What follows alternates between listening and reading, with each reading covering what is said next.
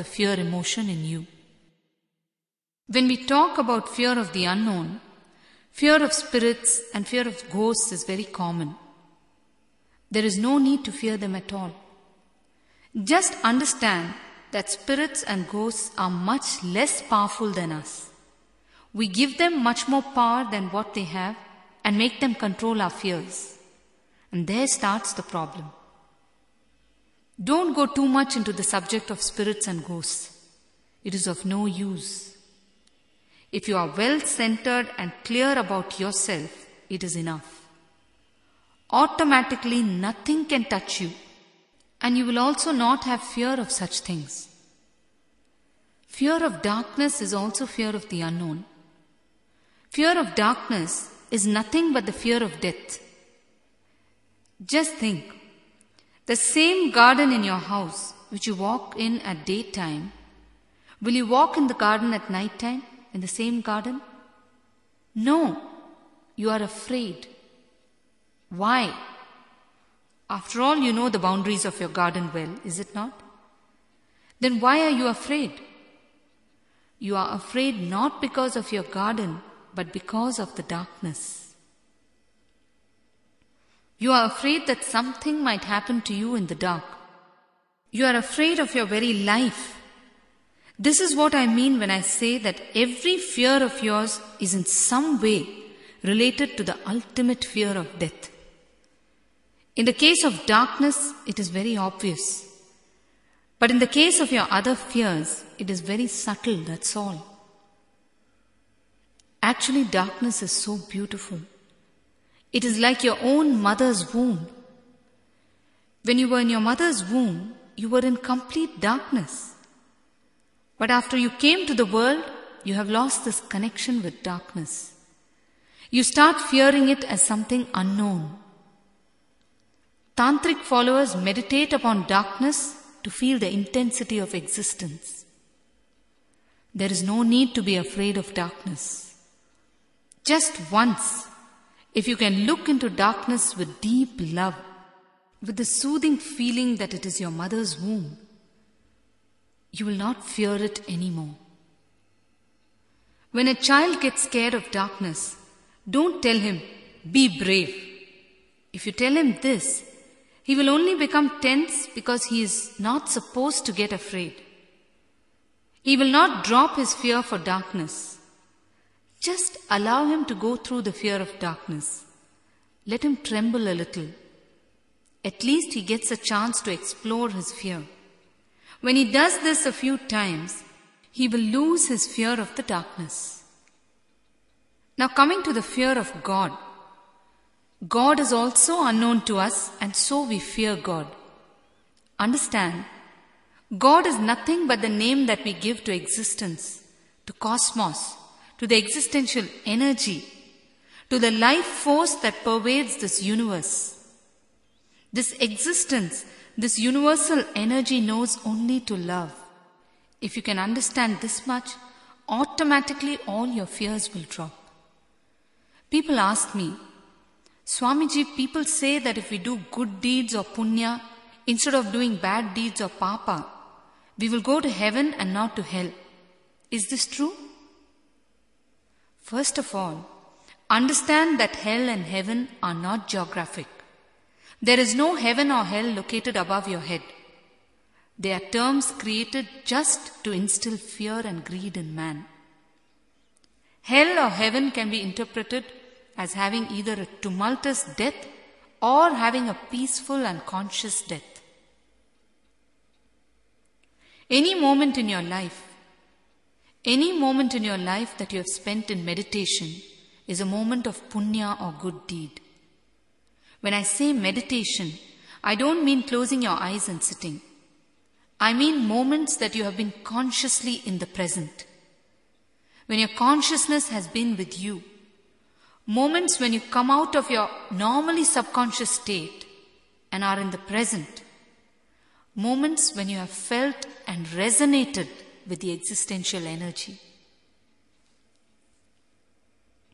Any moment that has not been spent in such states is papa. All the moments of conscious states are like your bank balance. At the time of your death, it is these states that will surface and liberate you. People think that if they offer pots of milk to the deity at the temple, their punya will increase and that they will reach heaven. Let me tell you, by offering milk to the Lord, nothing is going to happen. When you feel a swelling gratitude towards existence, you can express it by offering milk to the deity that you worship as existence. That is perfectly all right. But please do not link it with punya and papa and all that. Even a drop of milk offered with pure joy and gratitude is a moment of sincere meditation. This moment will stand by you at the time of death. On the other hand, pots and pots of milk offered out of sheer fear of missing out on gathering punya will not get any returns. So please increase your awareness and live consciously. Make every moment, whatever may be the thing you are doing, make it a meditation. That is enough. You can live without fear of sins. The fear of sins will leave you completely. Let me narrate to you one incident. I went to a Shiva temple in a remote village in India. At the entrance of the main deity, there was a tube light burning. The light was hardly visible because something was written on it in black ink. Vishnunathan BSc. I was wondering how Lord Shiva was called Vishnunathan. Then under that, I saw in small font Kailasanathan, which is a correct name for Shiva. Now Vishnunathan was the name of the person who donated the tube light. We are so fearful of missing out on collecting good deeds in our lives that we become materialistic and start creating bank balances of good deeds for ourselves. And we don't stop at that. We inform God repeatedly about all the good things that we have done so that He doesn't forget. We become so materialistic even when it comes to matters concerning God. Understand, God is not running a resort in heaven wherein you can get an entry by doing the so-called good things on earth. When you live, you're always trying to do these kind of material things with no idea or feeling of the truth behind them. With these things, you build a big castle called punya. Then you expect that castle to stand by you at the time of death. It is something like this. You build a house in your dream. You paint it, decorate it, and you enjoy it. What happens when you wake up from your dream? Where is the house? Is it of any use to you after you wake up? No. In the same way, you're only deluding yourself by this punya concept. We reduce everything, including the divine, to simple trade, that's all. I have seen people, they will decide to visit a particular deity in a particular temple with an offering, maybe every Saturday of the week. If they are not able to make it on a particular Saturday, they will send their driver with the offering to the deity. Be very clear, the material world will not come with you when you are dying. Only moments of awareness, consciousness, and meditation will come with you. And understand one more thing. God knows all about you better than you know about yourself. You cannot hide anything from Him because He knows.